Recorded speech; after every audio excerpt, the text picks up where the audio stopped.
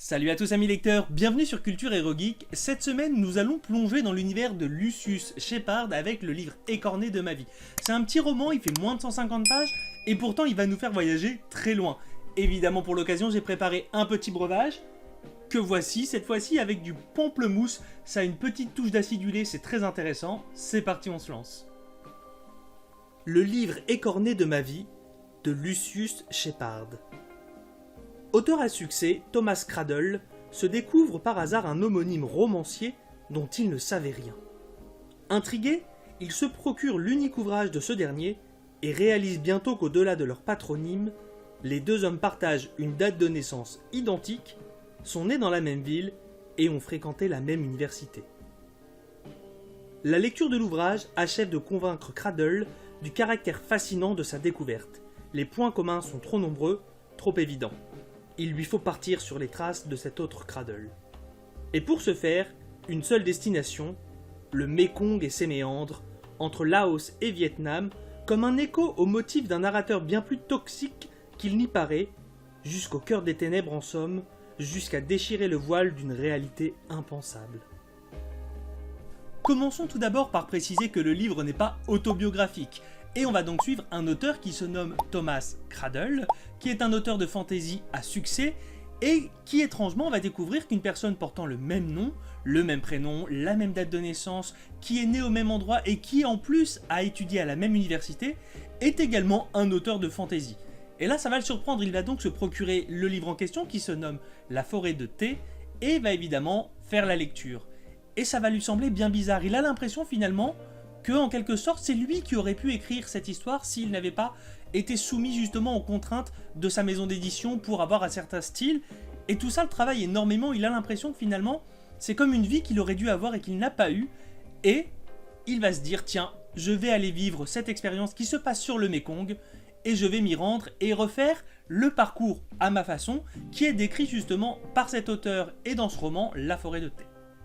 Notre Thomas Cradle étant un auteur à succès, il a plus de moyens que le Thomas Cradle qui a écrit La forêt de thé et décide donc de refaire cette aventure, mais avec un peu plus de confort. Il se procure donc un bateau qu'il nomme Londine et un équipage qui va évidemment l'aider dans son aventure. Et pourtant, bien vite, on va voir qu'il va tomber dans les mêmes travers que son patronyme, l'autre Thomas Cradle de La forêt de thé, et il va avoir les mêmes dérives, le sexe et la drogue. Vient évidemment s'ajouter à cela un plus grand mystère. Qui est ce Thomas Cradle qui a écrit La forêt de thé, et pourquoi notre Thomas Cradle a-t-il cette sensation étrange qu'il est très proche de celui-ci, qu'il a l'impression même de le connaître et de ressentir un petit peu les mêmes choses alors que lui n'a jamais visité le Mékong? Eh bien on va au fur et à mesure détricoter un peu le mystère et voir ce qui se passe réellement avec ces Thomas Cradle. Maintenant, que dire du livre Écorné de ma vie de Lucius Shepard, si ce n'est déjà que c'est un très bon roman, c'est un roman très original, c'est quelque chose qu'on n'a pas l'habitude de voir, ça sort un petit peu des sentiers battus et ça me plaît. En plus de ça, la plume de l'auteur est vraiment très intéressante, elle est très imagée et ça aussi ça me plaît beaucoup.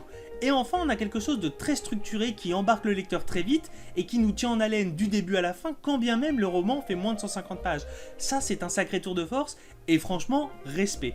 Malheureusement il y a un petit point qui me chagrine, c'est le centre du roman. On a un début qui est très intéressant parce qu'on se pose énormément de questions sur ce que va être finalement cette lecture et quels sont tous ces mystères. On a un déroulé jusqu'à la fin très intéressant également, avec un final juste génial, c'est complètement psychédélique, ça part sur quelque chose sur lequel on ne s'y attend absolument pas, et ça aussi ça m'a surpris et c'était intéressant.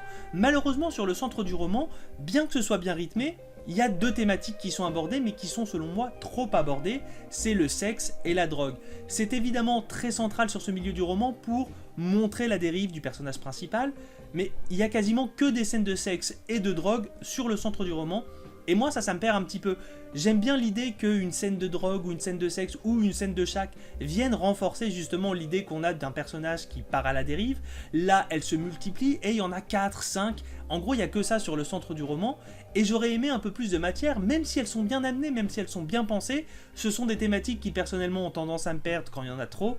Et c'est un petit peu le cas là, et c'est un petit peu dommage parce que j'aurais aimé par exemple mettre un 4 sur 5 sur ce livre que je trouve très très bon. mais avec ces thématiques qui sont un peu trop, selon moi, présentes sur le milieu du roman, sur un roman qui plus est, qui est très court, eh bien ça gâche un petit peu justement le plaisir d'avoir une découverte un peu plus approfondie de certains points, et ça c'était un petit peu décevant. Malgré tout, ça n'en reste pas moins une super lecture, et j'étais ravi de découvrir ce Lucius Shepard que je ne connaissais absolument pas et qui semble être un des grands noms de la littérature américaine. Du coup j'irai me renseigner sur d'autres de ses œuvres parce que clairement sa plume me plaît et je suis très curieux de voir comment il a mené ses autres romans, celui-ci étant a priori l'un des derniers qu'il ait fait, voire même le dernier. Quoi qu'il en soit, du coup je mets que 3,5, mais sachez que c'est un très bon roman, et si vous avez envie d'avoir une petite lecture rapide mais qui surprenne, je vous le conseille très clairement. Voilà amis lecteurs, la vidéo touche à sa fin. Je vous rappelle bien sûr le livre du jour. Il s'agissait du roman de Lucius Shepard, Le livre écorné de ma vie, que j'ai accompagné cette fois-ci avec un petit breuvage à base de pamplemousse que voici. C'est un petit goût très légèrement acidulé et évidemment un peu sucré. C'est vraiment délicieux, je vous conseille de le reproduire chez vous. N'hésitez pas non plus à me mettre en commentaire si vous avez lu le livre, ce que vous en avez pensé. Je suis curieux de savoir quelle note vous auriez mis concernant cette lecture. En attendant, je vous souhaite une bonne lecture, une bonne dégustation, et à la semaine prochaine pour la prochaine vidéo. Salut!